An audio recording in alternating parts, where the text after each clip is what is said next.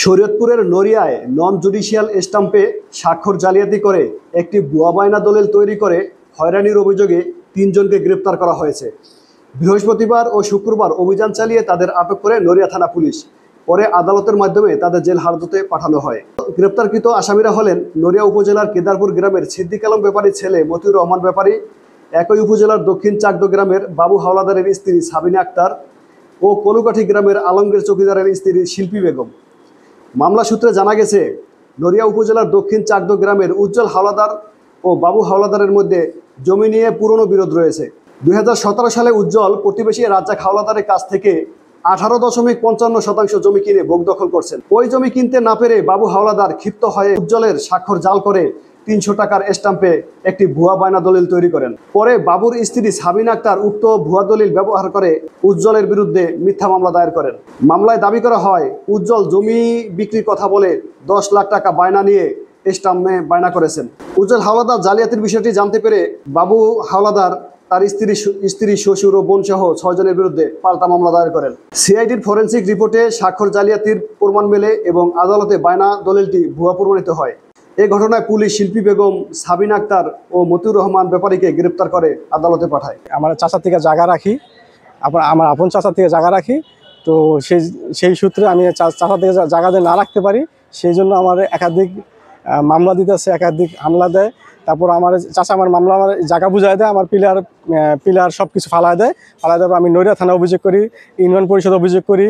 তারপরে এই নিয়ে থানাতে 2 থেকে 3 বার বসা হয়েছে, তারপর ডিবি অফিসে বসা হয়েছে, সিআইডি অফিসে বসা হয়েছে, যে এটা মানে ওদের কোনো ডকুমেন্টস নেই। আমার দলিল আছে, আমার চাচা থেকে আপন চাচা থেকে আমি জায়গা কিনছি, আমি রেজিস্ট্রি করে ভোগ দখল আছি, কিন্তু আমার ভোগ দখলে যাইতে দিব না। একাধিক মামলা করার পর আমাকে 107 ধারা মামলা করে, প্রথম 107 ধারা সেটা ইউনিয়ন পরিষদ থেকে প্রতিবেদন আসে যে ঘটনা সত্যতা না, সেটা সাবিনা মামলা করে, সেটা থেকে আমি অব্যাহতি পাই। তারপর আবার 144 ধারা করে, সেটার থেকে আমি অব্যাহতি পাই। তারপরে চাঁদাবাজি মামলা দেয়, সেটার থেকে আমি অব্যাহতি হই।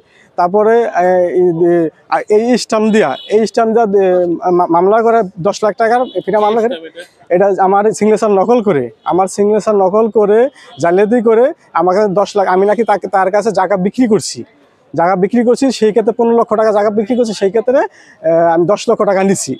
এই বিষয়ে সাবিনা একাধিক মামলা দেয় এবং যে মামলা দেয় মামলা নম্বর হচ্ছে 289 2024, সেই মামলার প্রতিবেদন নড়িয়া থানা থেকে আসে।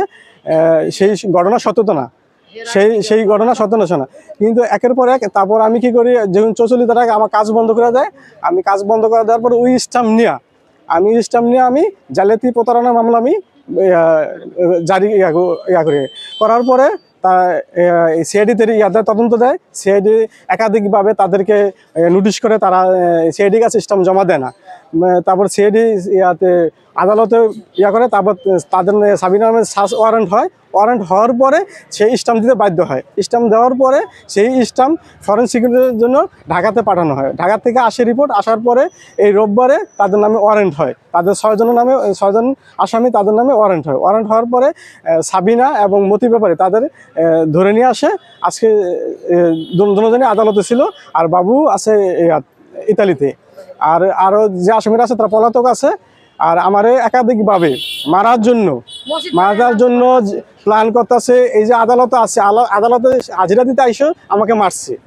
সেই ক্ষেত্রেও বাবু হাওলাদার হাজতে ছিল 3 দিন, আমাকে এই জায়গাতে মারার কারণে হাজতে ছিল 3 দিন।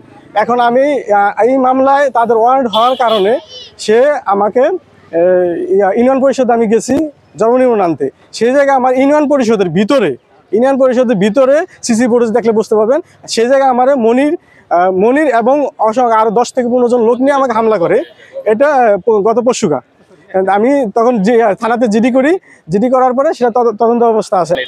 এটা আমি সুষ্ঠু বিচার চাই এবং তাদেরকে যে সাজা, এই আইনে যে সাজা, জালিয়াতির যে 7 বছর সাজা আছে, সেই সাজা আমি চাই।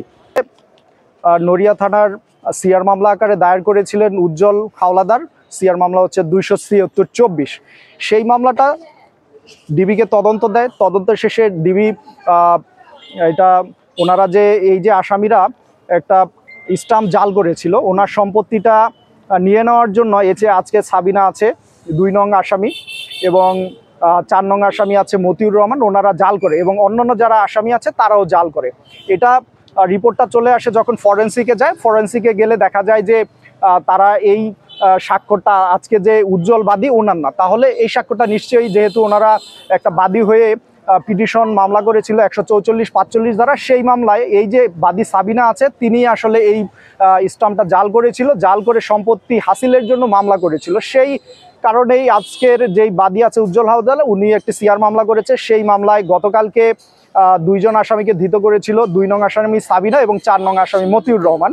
তো আমরা শুনানি করেছি, শুনানি অন্তে বিজ্ঞ আদালত কাগজপত্র এবং অন্যান্য আনুষঙ্গিক বিষয় পর্যালোচনা করে 2 নং আসামিকে জামিন মঞ্জুর করেছে এবং 4 নং আসামিকে জামিন না মঞ্জুর করে জেল হাজতে প্রেরণ করেছে।